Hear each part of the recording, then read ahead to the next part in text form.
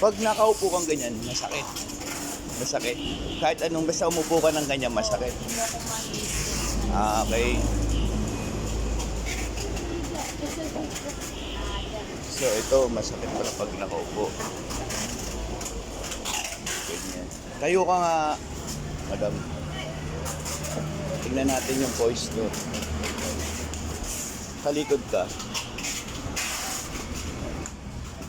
Hindi mo maabot yung paa mo, no? Okay. Hindi ka na rin makayuko. Hindi. Kahit konting ganun lang. Ganyan lang. Mababa. Okay. Sumasakit na siya. Ilang ano mo na siya nararamdaman? Ilang... Oo. Nung pagkatapos ng bagong lumala. Puso ko siya. Wala. Kasi hindi ako magtitulad ng pagkasin. Hindi kasi ang ano dyan, ang tulong mo na lang dyan habang nag-ano ka. Kasi pag nagpapasuso ka ba dati? Breastfeed. Sa breastfeed kasi, unang bumabagsak sa nag-ano, yung buto. Naglo-low calcium ka eh. Dapat ang potassium ang kailangan mo. Kumakain ka ba ng saging na saba? Pero ngayon kumakain na ako parang feeling ko na. Oo. Ang gamot lang talaga dyan para mag-ano is talaga yung saging na sabaw, the best yun.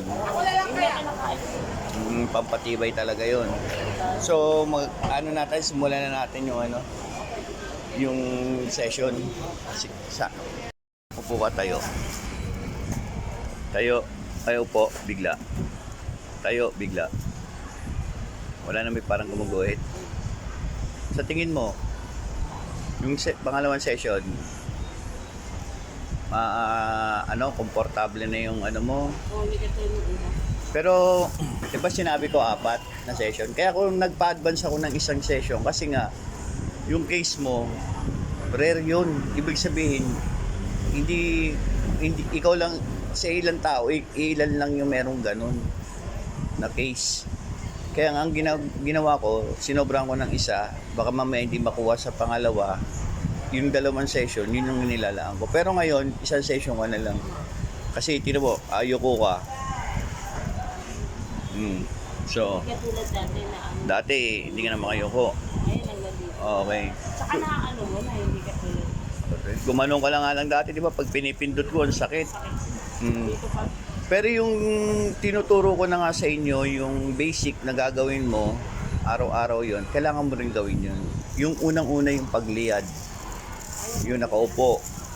Halimbawa, bagong gising ka, upo ka muna ng mga 3 minuto, 5 minuto, galaw-galaw mo muna yung katawan mo, lahat. Tapos, Ganyan din simula nga na sinession ako, nag-stretch na ako. Ganyan. Kasi hindi naman kasi ayoko naman na umasa kayo lagi na konting sakit, tatawag kayo ng gagamot. Hindi kailangan ang tunay talaga ng gagamot. Pinapayuhan talaga yung para pag sa sarili na nila, alam na nila kung ano gagawin. Maliban lang talaga kung mabigat na yung problema, yung hindi mo na may galaw, pwede sa akin yun. Pero yung mga ganyan na lang na kagaya niya, parang bumi-basic na lang yan eh. Kayang-kaya mo na yan. Kaya sa susunod na session, hindi na kami mahirapan. Kasi kung magpapadoktor kayo, magpapasession kayo, hindi ka naman sa inaano. Hindi naman, syempre sa mahal naman ng ang hirap, di ba? Tapos hindi mo pa alam kung kaya kagad ng katawan mo makarecover, di ba? Kaya ang ginagawa ko na lang, tinuturuan ko na kayo para sa susunod. Parang Kayo rin, kahit makakatipid din kayo, di ba? Hindi na kayo yung ang ayoko kasi sa pasyente ko, tapatin kita, yung konting tatawag sa akin. Ayoko kasi nga kaya ko nga binubugbog ko kayo sa payo. Para siyempre katawan niyo yan eh. Hindi ko naman katawan yan. Talagang inaano ko kayo na kaya ko tong gamutin pag mga normal na sakit lang. In case lang yung mga mahirap yung mga lumilis lang yung buto, okay yun, sa akin tatawag. Pero yung mga ganyan na lang basic, kayo na. Kaya yung sinasabi kong 4 na session, magiging 3 na lang. Yung isang session na yon, nasa sa akin pa yun. Pagka may problema ka na. Hindi, pang-apat. Yun yung pang-apat. Pero isang session ka pa. Kasi may naiiwan pa. Diba may tumutunog pa? Good na yung lumbar mo. Good na. Yung muscle na yon, sumasakit lang yon kasi normal naman kahit kung sino eh. Pero hindi na kagaya dati. Na yun Oo. talagang, Basta parang hindi na ako makabangon.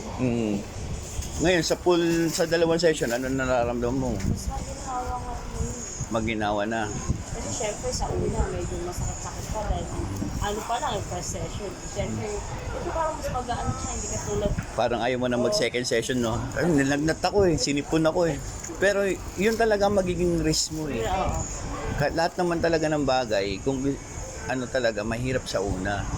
Kaya yung utol mo, inano ko na rin. Ginamitan ko na siya niyan kasi ayoko rin naman aasa rin sa akin. Ako lang tagapagpa-relief. Pero yung continuous, na-relief ko na yan. Ang continuous na paggaling, Dapat kami na. pasyente na, hindi na ako. Hindi ko naman na, hindi naman ako sa nagmamalaki. Kasi kung ibang ano ko, o sige siya, 3 araw, tawagan mo, 3 araw. Ayoko nang ganun. Gusto ko kasi, yung pasyente nagkukusa. Diba? Yung iba nga, diba, pag yung hanap buhay talaga ginagawa nila. Sa akin naman, isa na rin sa hanap buhay ko to, pero hindi ko naman hindi ko naman inaabuso. Kaya nga, tanungin nyo, sa lahat ng mga nanghihilot o sa inyo, pinapayuhan ba kayo ng ganun? Diba? Yun nga sinasabi ko, nasa sa inyo na yung katawan nyo na yun. Kung gagaling kayo, nasa sa inyo yun. Kasi tandaan nyo, ganito na lang ang isipin nyo. Pag gusto ng utak, Syempre, susunod ng katawan. Pero pag ayaw ang katawan, gusto ng utak, wala magagawa ang katawan. Pero yung utak, pag ayaw na ng utak, lahat yan damay. Lahat lang yan, dito lang yan, ano lang yan, ima-mindset nyo lang na kaya nyo. Yun lang. Ako, dami na rin baling na naranasan ko. Nabalian ako ng spinal, di ako nagpa-doktor. Cross na to. Pati yung tuhod ko. Tingin mo sa awa ng Diyos. Ako lang gumagamot. Pati sa pamilya ko, mga anak ko, yun din, ako rin gumagamot. Kasi pa-doktor ko, ako rin gumagamot. O, yan ang gagawin mo na lang, gagawin nyo. Tsaka yung putol mo, yung ano, makakalakad pa yun ng maayos. Kaso lang, tulungan na rin kayo. Yung una na yan, kasi gagawin ko na lang din doon, 2 session na lang yun. Kasi, nabuhay ko na yun dito niya eh. Diba dati, ito rin. Hindi ko pinukpo kasi bawal nga yun. Hindi ko siya ginamitan ng puwersa ng pangkagaya sa inyo kasi baka mamaya yung kidney niya maalog. Kaya ang ginagawa ko ngayon, puro ganyan na lang. Pero makaka-recover siya. Parang mano-mano siya eh. No? Oo. Pero mano-mano yan, pero pag improvement yan, ang lakas niyan. Tingnan mo yung kagaganyan niya ng una, pagmamasdan nyo yung paa niya, lagyan nyo ng pental pen kung hanggang saan yung kaya niyang ibuka. Oo. Markahan nyo. Malaki improvement niya. Ngayon kapag nagagaangan na siya dyan, palitan nyo pa ng isang... Garter pa. Hindi, goma na. Guma na yung matigas? Oo. Yung matigas? Kahit may urong lang niya ng konti, okay lang yun. Kaya nga, inaano ko siya, binabantayan ko eh. Andun ako, nakatingin ako dun sa taas. Sabi ko, nakaupo siya ang tagal, binaba ko na. Sabi ko, tayo ka, huwag kang uupo ng matagal kasi nga, titigas na naman yung muscle mo. Pag tumigas yan, hirapan na naman tayo. Kaya ginagawa ko, every 5 minutes, tayo ka. 5 minutes uli, upo ka. Upo, tayo. Ganun lang. Ganun na lang pag ano. Ito, i-record ko, documentary lang. Makikita nyo naman doon sa ano. Sa FB page.